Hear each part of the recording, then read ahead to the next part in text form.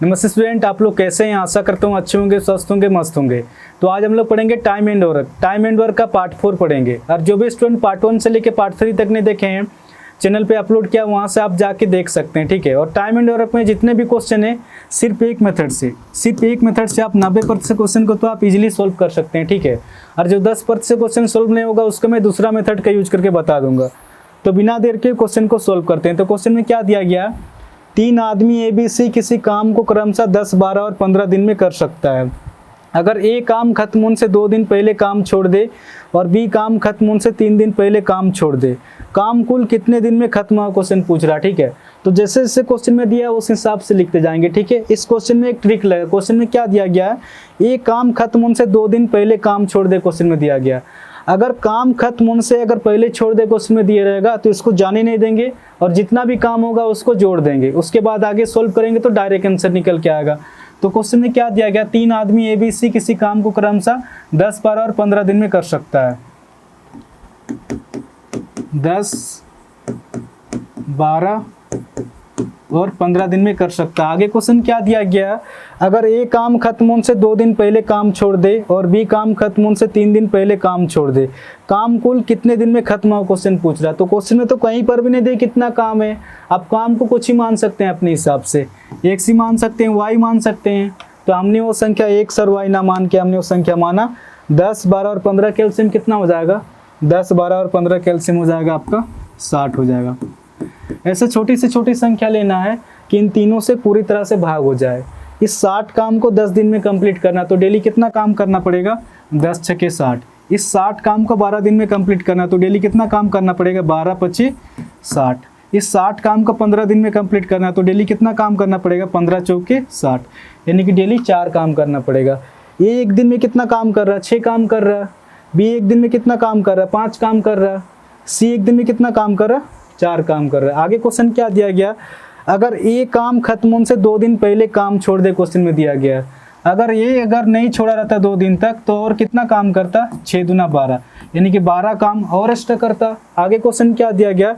B काम खत्म होने से 3 दिन पहले काम छोड़ दे, क्वेश्चन में दिया गया। अगर B 3 दिन पहले अगर नहीं छोड़ा रहता तो और एक्स्ट्रा काम कितना करता? यानी कि एक्स्ट्रा और 15 काम करता।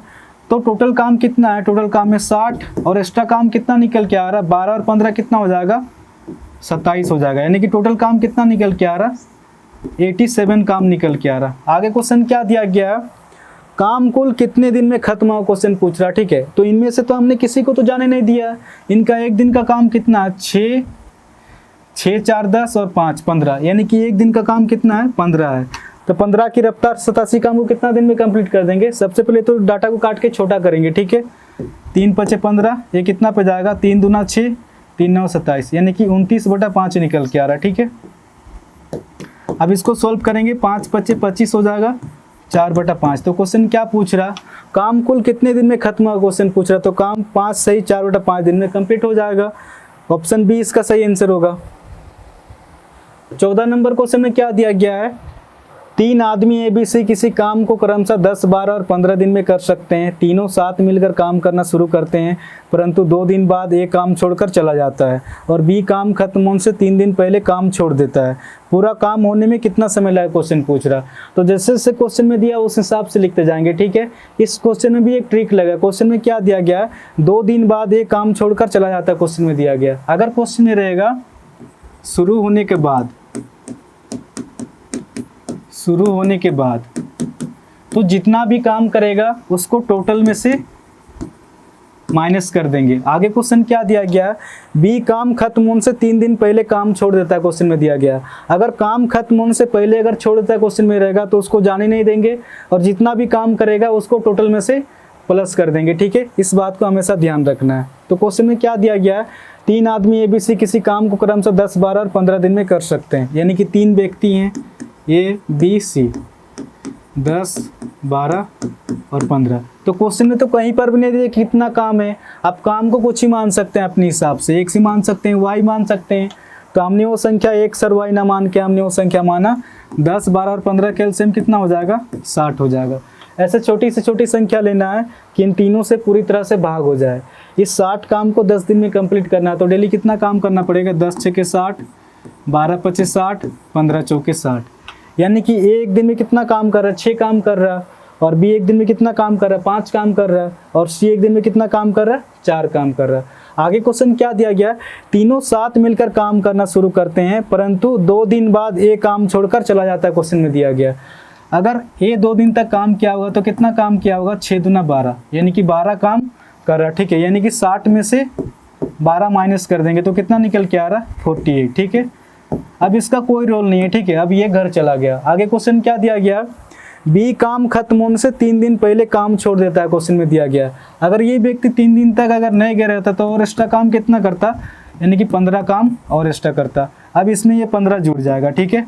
टोटल काम कितना निकल के आ रहा, 63 निकल के आ रहा। आगे क्वेश्चन क्या दिया गया है, पूरा काम होने में कितना समय लगा, क्वेश्चन पूछ रहा, ठीक है। तो ये तो चला गया। अब 5 और 4 की रफ्तार से 5 और 4 कितना काम हो रहा एक दिन में, 9 काम हो रहा, 9 सत्ते 63, यानी कि 7 दिन में कंप्लीट हो जाएगा। तो क्वेश्चन क्या पूछ रहा, पूरा काम होने में कितना समय लगा, तो पूरा काम होने में 7 दिन का समय लगा। ऑप्शन ए इसका सही आंसर होगा।